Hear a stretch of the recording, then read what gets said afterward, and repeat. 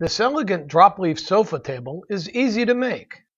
The main top is 4 feet long, with a 12-inch drop leaf at each end, so it can be used behind virtually any love seat or sofa.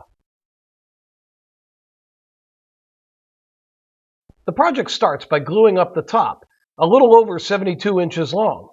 The boards are arranged to give the best possible color and grain match. The drop leaves will be cut from each end of the 4-foot middle section, so that the grain of the top will be continuous when the table is extended. This is the sort of attention to detail that really sets a project apart.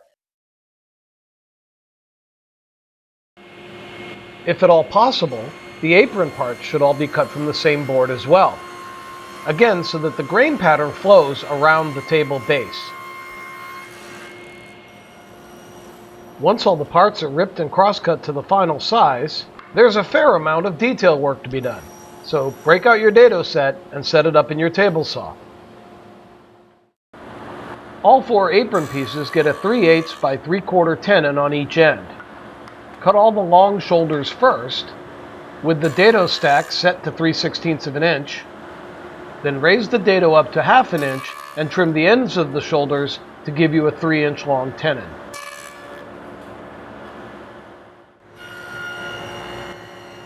The top will be held to the frame with a series of table clips, so each apron gets a 1/4 by 1/4 groove a 1/2 inch down from the top.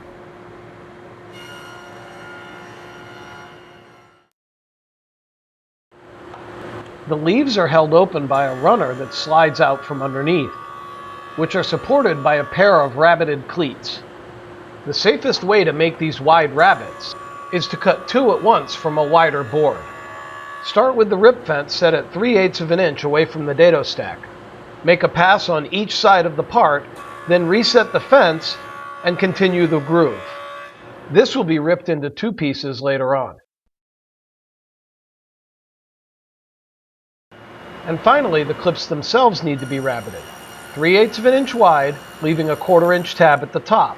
Note that this is a cross grain cut to prevent the tabs from snapping off along the grain lines. The cleats for the runners can now be ripped out of the blank that we made earlier. The table clips are completed by cutting them from the blank, cross-cutting them into individual pieces, and drilling a clearance hole for the screws down through the center. A 3/4 by 1.5 inch deep notch needs to be cut from the center of each of the short apron pieces for the runner to slide through. The apron parts are all now ready for assembly. We just need the legs to build the frame. Each leg gets tapered on the 2 adjacent inside faces, starting 6 inches down from the top, removing a full 3/4 at the bottom of the taper. These same adjacent faces get mortised 3/8 wide, 3 inches long, and 3/4 of an inch deep on the flat side of each face. Drill out the waste and then clean the mortises up with a chisel.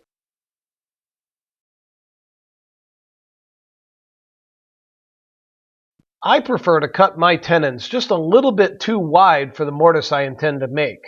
This allows me to remove a little bit of material with a shoulder plane until I get the perfect fit in each joint. Once I'm happy with how everything fits together, the table frame can be glued and assembled.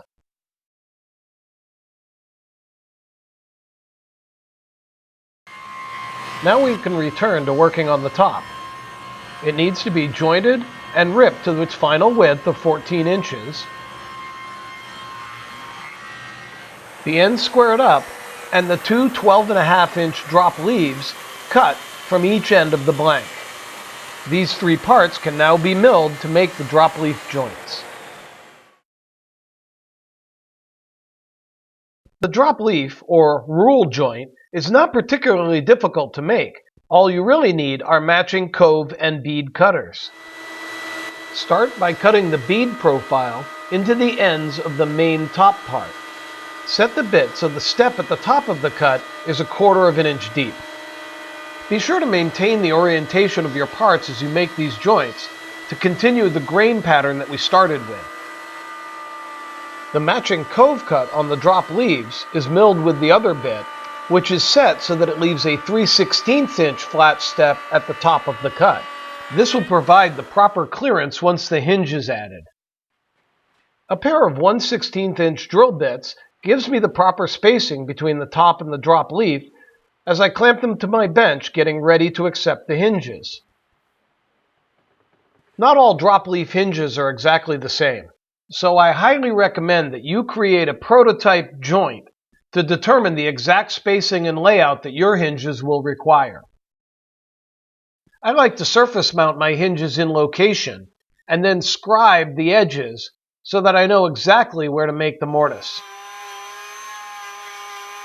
This allows me to route out the waste in the middle and then use a chisel to square everything up and get the final dimension.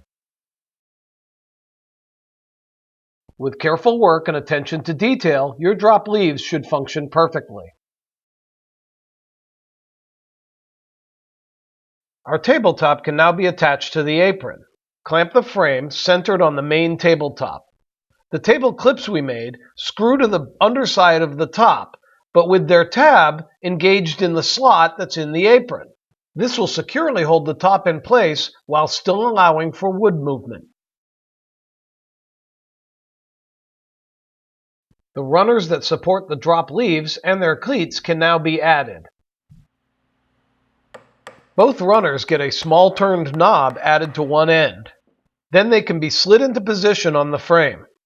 The cleats are then clamped to the runner with a couple of paper spacers in between, just for a little bit of clearance so that everything moves freely. Once everything is positioned where I want it, a couple of pocket screws in each of the cleats hold them in place on the underside of the tabletop. This table is made of oak with no embellishment, but in different species or with added details, it could fit virtually any decor. Download a set of measured drawings and find lots of ways to build your skills at woodcademy.com.